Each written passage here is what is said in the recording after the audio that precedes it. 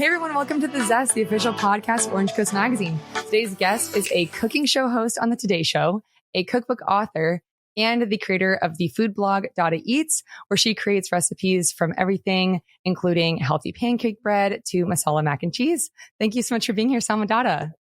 Thank you, Chelsea. I'm so excited to be here. Me too. We featured you in our Orange Coast Magazine's November issue, and your story is so incredibly interesting, and you just make really unique recipes, and I've been so excited to get to talk with you. Thank you so much. That was such a treat also, by the way. I feel like I've been seeing that magazine just growing up in Orange County, so it was very surreal and fun. I got a lot of random calls and texts from people I hadn't spoken to in years, and their moms, so I loved that for me. That's so cool. Oh, that makes me so happy. But so speaking of, you grew up in Newport Beach, but you went to high school in two different countries? Yeah, so we had a kind of interesting upbringing experience. My parents were like, we're going to make her resilient. I grew up in Newport Beach in Orange County. I went to East Cliff Elementary School. I went to Harvard View. Then I went to CDM. And then halfway through seventh grade, I literally just started at CDM. My parents were like, well, we're going to move to London. So we ended up moving to London for 4 years.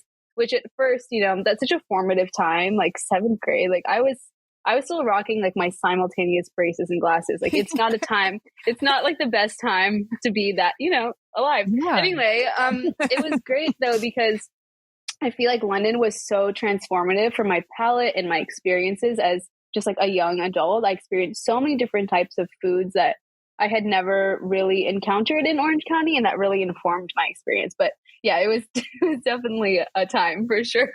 I can imagine. Like my husband moved from Downey to Huntington Beach his junior year of high school, and that was a lot. And that was only 1 year. So like seventh grade that's a lot.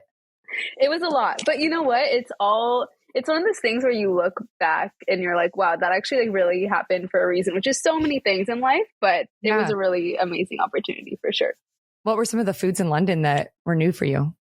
Well, you know what? There's a really big Indian population there. And, growing up in Orange County, at the time, there weren't as many Indian spots as there are now. So being exposed to like incredible Indian food, amazing Lebanese food, I think it's such a diverse population there that I think that really informs the type of food that is present in London and Greater London. So yeah, those were definitely some of my favorites. And I think also, which is really nice, the proximity to Europe made it so easy to travel. You hop on a train and you're in like Paris in 2 hours. Like that's crazy. And that's something that you don't really experience in many other places. So that was really lucky as well. That's amazing. And I read that you used to cook with your mom a lot when you were growing up. Yeah, my mom is such a great cook, and she is just the type of person where she'll cook something and she'll never know like how she kind of did it, because she just throws stuff in and just goes by her taste. We say like andaz in Hindi. And I was always very curious watching her in the kitchen. I come from a family of really amazing cooks. My grandma was an incredible cook. My aunt, an incredible cook. She had a restaurant in Australia. It's definitely in my blood. And yeah, I just was really interested by my mom's style of cooking. It was never precise. She never measured anything. She like literally didn't own a measuring cup until I started baking. And I was like, girl, we need to get some measuring cups up in here. But yeah, I feel very inspired, especially now, by my heritage and the food of my heritage, because I think growing up, you always try to move away from the things that make you feel different and like just kind of an outsider. So I think it's cool that now I've sort of traversed back to a place where I'm really proud of who I am, where I come from, and food has been such an amazing medium for that. That's amazing. I can't imagine cooking without measuring cups or anything like that. No, she's amazing. Are you able to do that now, like without any like?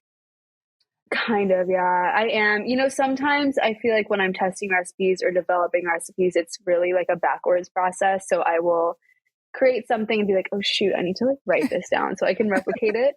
But I've got my notes tab on my phone is wild. Like if I lose that, my career is over. It really is. Oh my God, that's so funny. I need a better system. No, I mean, that sounds like a great, I'm all the same way with my notes app. I need it so bad. Oh, it's treacherous in there. Yeah. I'm like, good thing I don't remember my Apple password, but like, yeah, exactly. went down. Yeah. But you went to UC Berkeley in 2012 and and you majored in media studies with a minor in public policy. What made you want to choose the college and the major? Yeah, I did do that. It's interesting because I was like that kid who I was like really excited to get to college. And also I was worried about it from like 8th grade, like a psycho child. I'm like, enjoy your life, Samah, like you'll be okay. But I finally, I was really deciding between UCLA and Berkeley. I wanted to stay in California, and I don't know. I stepped onto the Berkeley campus and I was like, this vibe just feels really right. I love the proximity to San Francisco, and I wanted to stay in California, but I liked the idea of going a little bit further from home and just having a different experience. And what I learned too is that just San Francisco has an incredible food scene as well. And that was really formative for my career as well. Just, I think, I had an idea that I wanted to go into television. I just didn't really know what it was going to be. I thought I was going to, be an entertainment reporter, something like that. So I just majored in media studies thinking that, okay, I can kind of find my broadcast journalism niche somehow there. But it ended up working out in like a completely different way, which it always does. So yeah, so cool. The way it worked out is amazing. Thank you. So speaking of after your junior year, you went to New York and you had an internship at CNN. What was that internship? What did it encompass? Yeah, so at that point, this was my junior year of Berkeley, and I was, really fascinated by television, like I said, and I wanted to work in TV.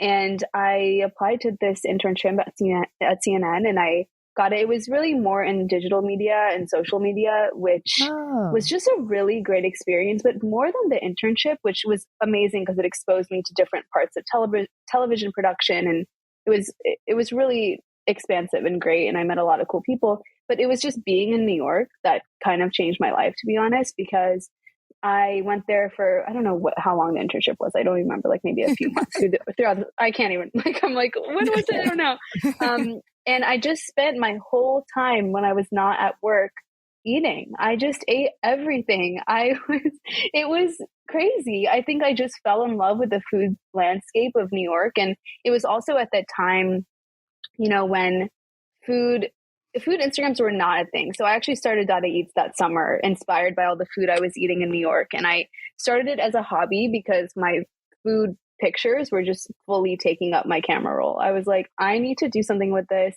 And I decided to put it on Instagram like any normal person would. But like I said, at that time, it was kind of weird to have a separate food account. Like now it's like weird if you don't. Even remember back. That's crazy. Yeah. But it was the time that, there was a lot of like really like ooey gooey food shots. And yeah, it was definitely a rise in restaurants and looking up online, like where you're going to go to eat and the best restaurants in New York and all that stuff. And I was really taken by it. And I knew I was going to live there one day. And I think the internship was definitely a nice way to kind of introduce me to the scene for sure. Wow. Was this the era of the Cronut? This was. Okay. Cause that was New York, right? Where it came out? Yeah. It was definitely that time. You're right. Where the food was it was just a lot of trendy items that you had to like wait in line to get. And, yeah, it was an interesting time to be online. It definitely was not as saturated as it is now, but yeah, I just started it as a hobby and I didn't expect it to be anything else. That's so wild. What are the odds? That's so cool. So you graduated college a semester early. You were on the dean's list and the honor roll, which is so impressive. Thank you. I was on LinkedIn. I was like, dang, that's impressive. I was like, how did you know that? Someone did her research. Yeah. I love that. But and then afterwards you did a solo trip to Europe. And I've been to Europe a few times. I've never been by myself. I've taken like maybe one train and one plane alone, and my anxiety was just like through the roof. So I also find it incredibly impressive that you went alone. And how old were you at this point? Like 20? Thank you. Yeah, I was really young. I do not know how my parents let me do that, because they're very like, they were protective of me growing up. But then I think once I got to college, they're like, whatever. Like, do your thing. Yeah, I graduated a semester early. I felt very ready to be out in the real world, says like no one ever. I was just excited to work. I didn't have a job at that point. I just felt like, you know what, it's time for me to leave. I actually didn't study abroad. I felt like, I was so lucky to have that experience living in London as a high schooler that I was like, you know what, I just want to stay and finish up school. And I didn't know that I had finished my credits, which I know sounds like such a like, oh, like good for you. Like you didn't know you could, but I really didn't know. And so I went to whatever the student office was, and they're like, oh, you're like kind of done. Like you can leave if you want, like you can graduate early. So I was like, okay, that's like an interesting universe sign. So I ended up graduating early. I applied to one job before I left on my trip, which was the NBC Page program, which, if listeners don't know, the ins and outs of it, it's basically a very like prestigious, it's been around for a really long time, program within NBC where you essentially work the NBC studio tour, you work audience services for Saturday Night Live, Jimmy Fallon, Seth Meyers, and you work kind of in rotations throughout the building. And I honestly didn't know if I was going to get the job or not. It was really competitive, and I was just like, we'll see what happens. Applied to it. I went to travel for a month by myself, which you should definitely travel by yourself. Now I'm like, maybe I should put that on my list. You really should. I think everybody should safely and like do your research and know where you're going to go. And it's also great if you know people in the places you're going. But I think it's really empowering, especially as a woman, to have that experience because I don't know. I think it was cool to just be able to do whatever I wanted to do, not like wait for anyone, not like I had really only traveled with my family too. So it wasn't like they're like a burden to travel with, but it felt really like you're exploring yourself. And it's very challenging to eat by yourself in places that you don't know. Like I love that. I actually recently just did a solo trip to Copenhagen in October as well. So I love traveling by myself. Anyway, I don't know what I was saying, but the Page program. Yes. So I applied to, thank you. This is what you're hosting. So I applied to the Page program. I traveled for a month. I found out that I actually got the job when I was in France, and I moved to New York in 10 days and I started my job as a page. I was, I think, 22 at the time. That's amazing. So you're 21. Yeah, you're right. 21. Yeah. Oh, yeah. Wow. That's so young. Yeah, I think. So you flew from France back to California and then back to New York in 10 days? Yeah. Wow. That's so much? Yeah, it was a lot. And I also had to find an apartment, and I signed a lease like sight unseen. I had no choice. And I think it was, that was probably one of the craziest things that I had done. And I also, which now is so crazy to think about because my whole community is there now, but I had no friends in New York. I didn't know anyone there. So wow. I was also lucky because the Page program, you're with 15 other people in the cohort. So you have other peers, but it was definitely interesting. I don't know why I do this, but I really feel like I just kind of throw myself into situations where I like feeling uncomfortable and I like pushing myself. And I think everyone should do that to grow. But I started doing that young. I don't know what's wrong with me. No, that's such a great to have. Thank you. I mean, like just looking at your career, like where it led you, that's amazing. But so what was your Instagram looking like at this point in time? So at this point, that's a great question. I had a really good mix of restaurants that I was eating at and recipes that I was creating in my at college. And then also when I was traveling, I was taking photos of food that I was eating abroad. I also love traveling and eating through a city or a place. But when I moved to New York, it was the first time that I had my own kitchen, and I really could experiment with just the way that I cook. And I think it was really at Berkeley where I became very conscious of my health and the ingredients that I was putting into my body. And I remember there being a Berkeley student food collective that had all of these really what you would expect, really typical crunchy granola snacks and things. But it really exposed me to okay, I don't know. I felt like I ran up against an all or nothing mentality online at that time, which was, okay, so if I'm not healthy, or if I'm healthy, can I not have a cookie? I just felt like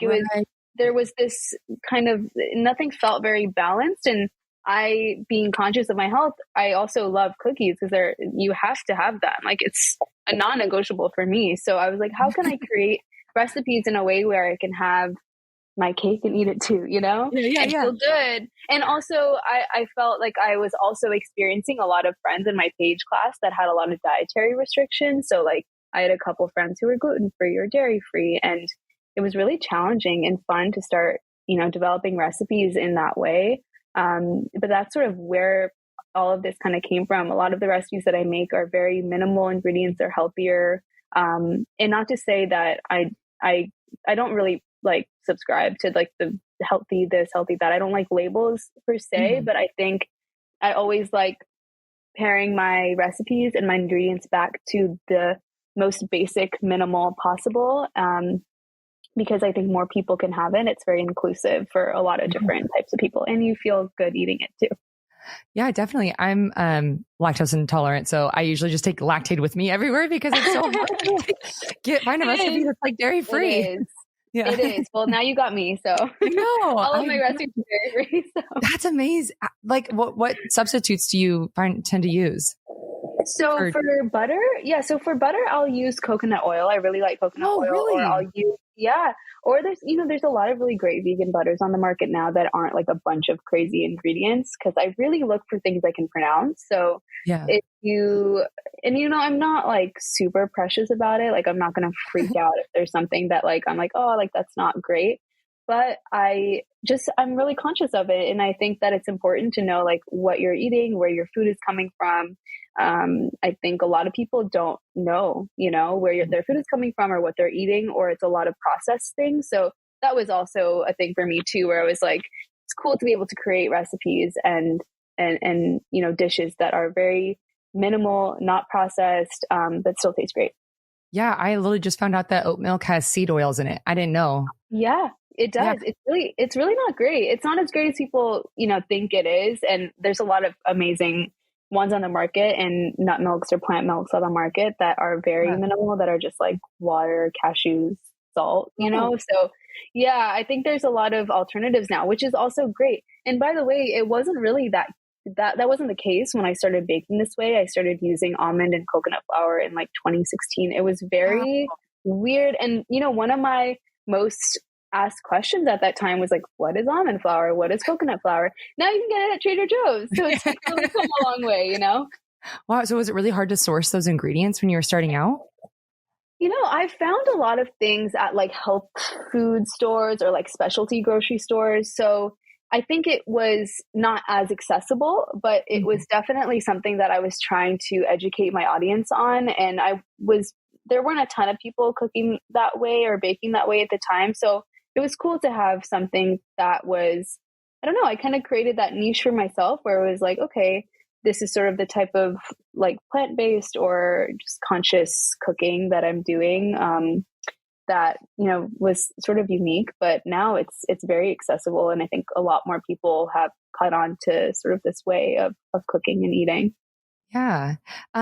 So you ended up being promoted to a production assistant. Is that the correct term, promoted for that? Yeah. So I did the PAGE program, which was a year. And again, like I was giving like studio tours to like 4 tourist groups a week, like 6 days a week. It was a very grueling, but amazing job. It was like one of my favorite experiences I've ever had. And I got a job at the Today Show as a production assistant, and really you can't go lower than a page. And the only thing higher is a production assistant. So I did both and I loved them both. It was really just amazing. And I apart from the hours, which were kind of wild, I woke up at 3, went to work at 4, and then I did my shift, came home at 2, and then I would cook and bake for Dada Eats and then go to sleep at 8 and then wake up and do it again. So that was sort of my routine as a PA. How many days a week were you doing that? 5 days or? 5 days, and sometimes Saturday as well. So I would do 5 to 6 days. Yeah, we had, I think there were 3 or 4 PAs at the time. So we would take turns on the Saturday shift. But yeah, it was definitely, I didn't have a life, but you know what? I have no complaints about it whatsoever. I worked with the best people. Everyone there was so nice and kind, and it was such an experience. Like, I think you can't do that job unless this is maybe this is not the case for everybody, but for me, I could not do that job unless I liked the people and I felt like I was connected to them or they were my family in some way, because they're really ungodly hours and you're really drained and you're really tired and it's a tough routine, but you know, it makes it worth it when you're coming to work to people that you actually like, you know? Yeah, definitely. At what point did the producers start noticing your Instagram? Yeah, so I was just kind of doing my thing, to be honest. I really loved cooking and baking. It was totally a hobby. Obviously, I think there was a part of me that was like, maybe one day, like I could be on TV doing like whatever it was. And I think there was some level of, I don't even think I registered that I could do it with food. Like it wasn't even, I was 22. Like I was like, no one cares about like what I'm doing. But yeah, I mean, after like about a year doing that job, I never pitched myself. I didn't, you know, ask to be on the show. I think that may seem like what would have normally happened, but really one day, like the producers like started talking to me in the control room, looking at my blog, and they were like, "Oh, this is like, like why aren't you on the show as a guest?" And I like obviously being very young and very just happy to be there. I was like, "Oh, I mean, seems like a you call," you know? And yeah, and then they ended up booking me on the show as a guest. I did 6 segments the first year. And then the next year I signed a book deal and I've done 3 shows with them since. So it's been really incredible. And they really lifted me up at that time. So I'm really grateful. And I also worked really hard and I really knew that I had this passion that was just, I couldn't wait to do it at home, but I also couldn't wait to go to my job in the morning. So it was really, I'm really grateful for that kind of opportunity. And yeah, I like have a zest for like work and life. So I think that, I get the zest. I know. I love it.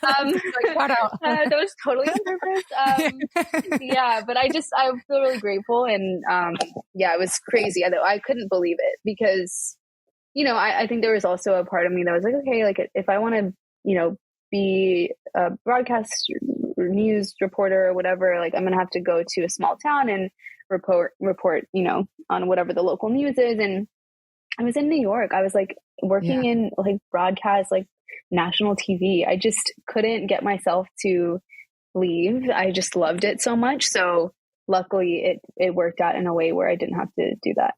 Yeah. What was your first segment or guest appearance? My first segment I did like a surprise. So like at the time, like I was saying earlier, these types of ingredients that I was cooking and baking with were a little bit not the norm. So I did a segment where it was like a surprise ingredient thing for the anchors to guess. So I made chickpea blondies and they had to guess like what the secret ingredient was, which was obviously chickpeas. Like, that was like not normal to put in blondies. And then the second thing I made was tahini brownies, and they had to guess like what was in them. So that was my first segment, and it was definitely a dream come true for sure. Was anyone able to guess the right? I think Al Roker, I think he guessed. We'll have to go back and look through receipts, but I feel like he guessed that it was chickpeas in it, but I can't remember if people guessed brownies. Because even tahini, like I don't know if they really knew what that was. So I was there to just inform America and them. That's so cool. So how did that affect your following that first segment?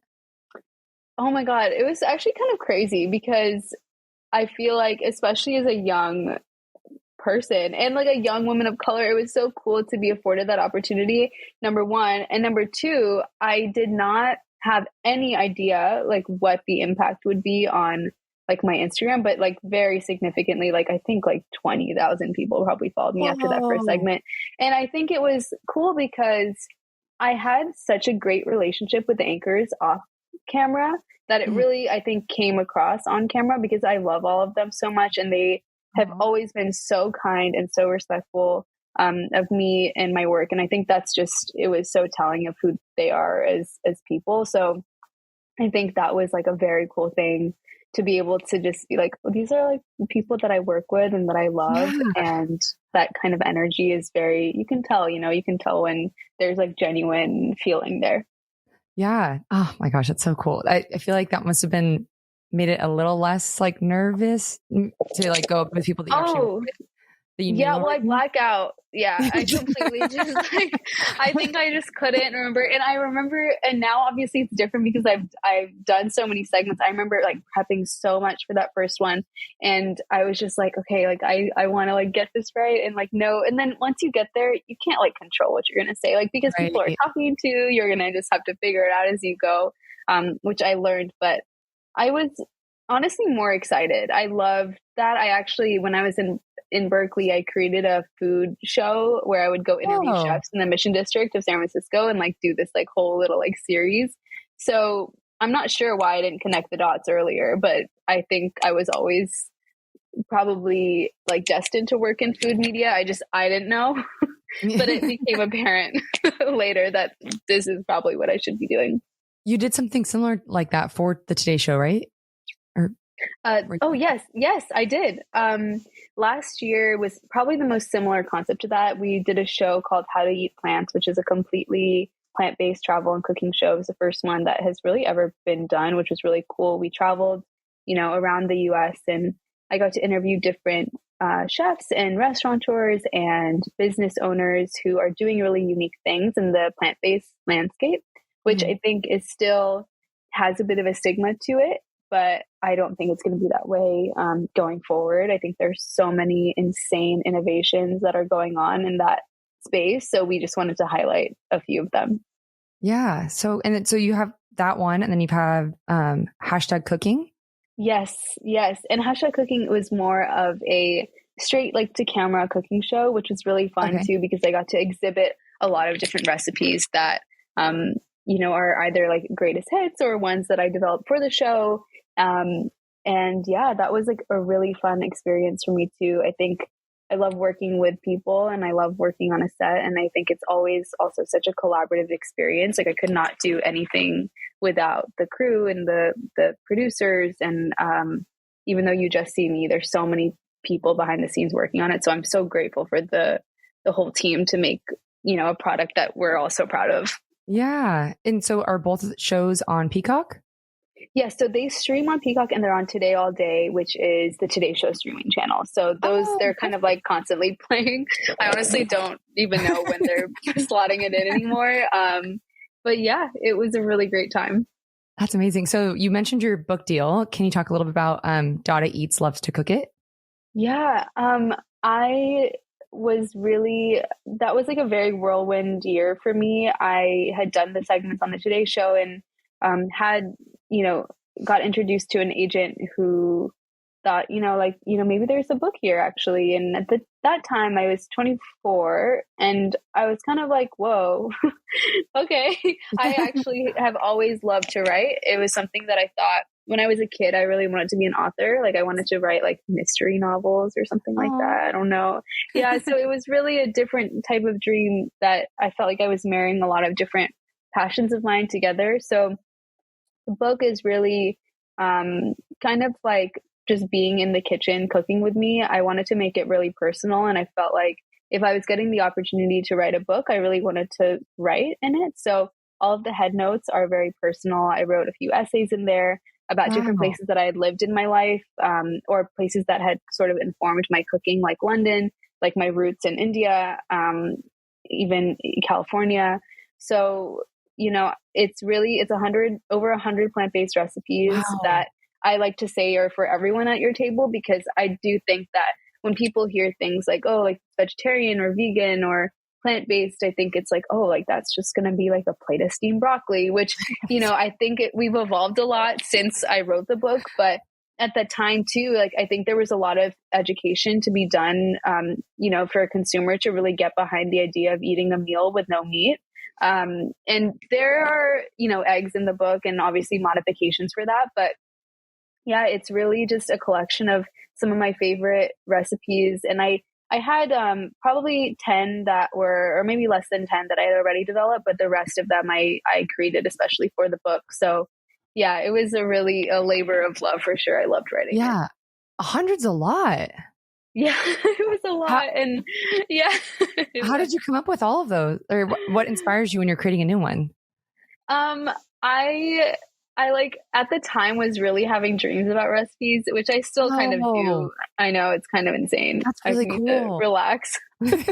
um, but yeah, I think it was really something that I'm really inspired by actually creating comfort foods and things that I really love in like the Dada way, which is, like what are things that I've grown up eating that I really love and how can I make it in a way that is plant-based, it's a little bit minimal, that can appeal to a lot of different people. So that was really my main driver behind the different types of recipes that I created. But yeah, I mean, it's definitely inspired by my heritage, inspired by places that I've been, things that I've eaten, even things that I just experiment with the kitchen that I feel like work and combinations that I don't think I've seen before. I was really interested in that, but it was challenging and also very rewarding at the same time.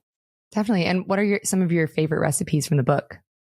Um, oh my gosh, they're like all my children. I don't have a child, but like I'd imagine that's what I'd be like to pick. I really love my chocolate chip tahini cake. That's like a celebration cake that I make for a lot of different occasions.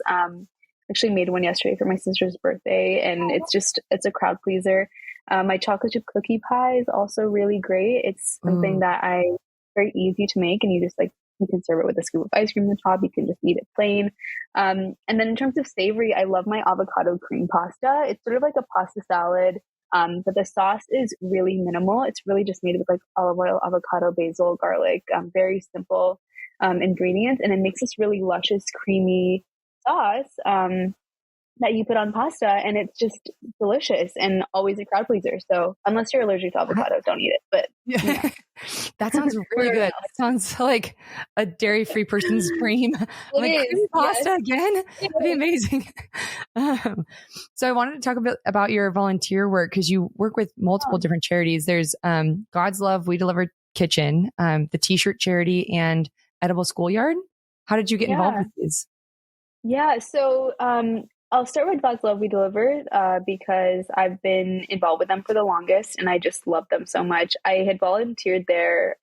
They're an amazing organization in New York that they basically cook and deliver medically tailored meals for people in New York who are too sick to cook for or shop for themselves. Wow. And they're just really nice, amazing people. And I had done a couple volunteer shifts there, and I just like wanted to get involved. So luckily, they were kind enough to admit me to their culinary council. So I've done events with them in the past, like volunteer events. I recently, in the fall, created a recipe for their clients, a dessert recipe. So we made an apple cardamom tea cake that was delivered to clients ahead of Thanksgiving, so they can enjoy something like a little bit different.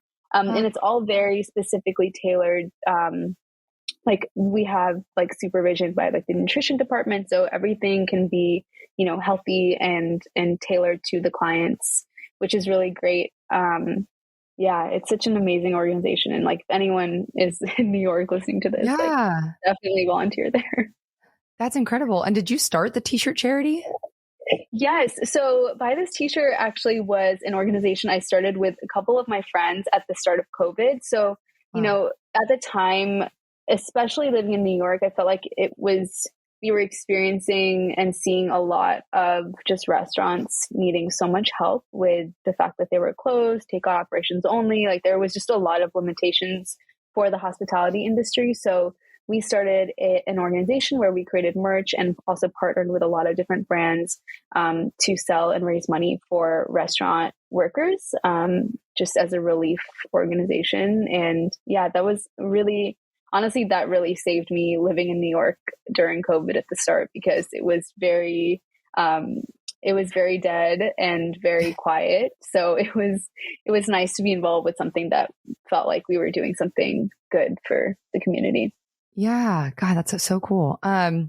So you've had such an incredible career. In addition to everything we've talked about, you've also been on the Drew Barrymore show, I watched it. It was really good. Oh, thank you.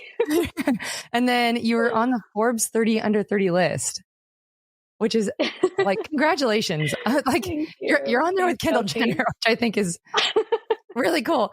Thank you, Chelsea. Of course. So, what are you hoping to accomplish next? Oh my gosh.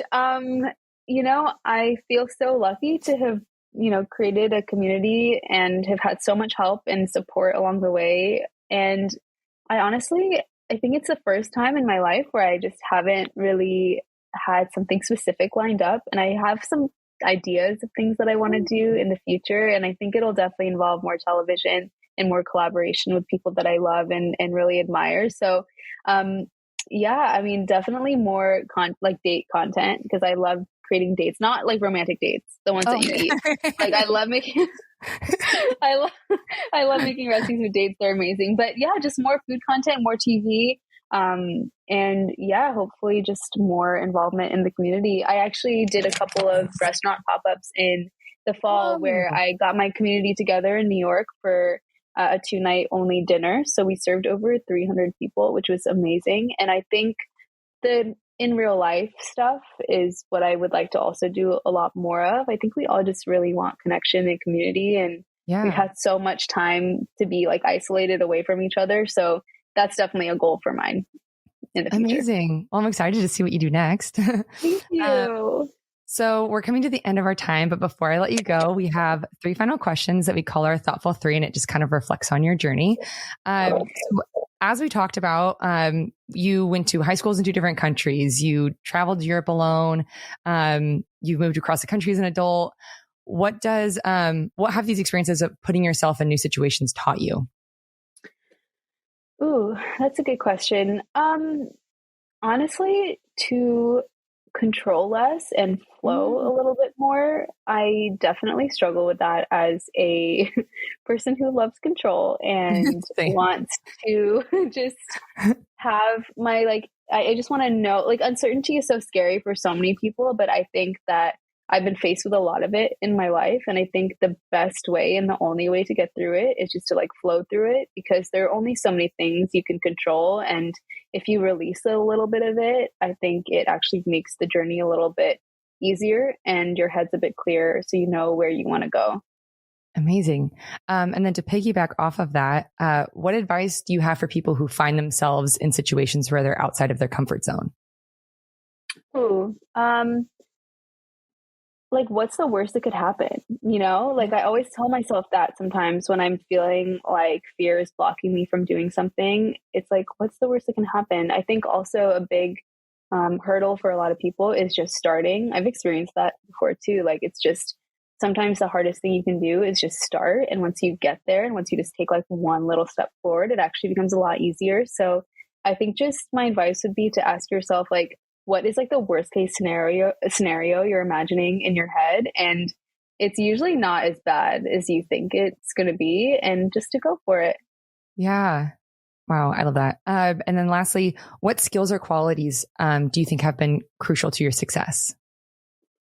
I love people. I really do. I love to be around people, and I love to learn more about people's stories. I think being curious has been really important.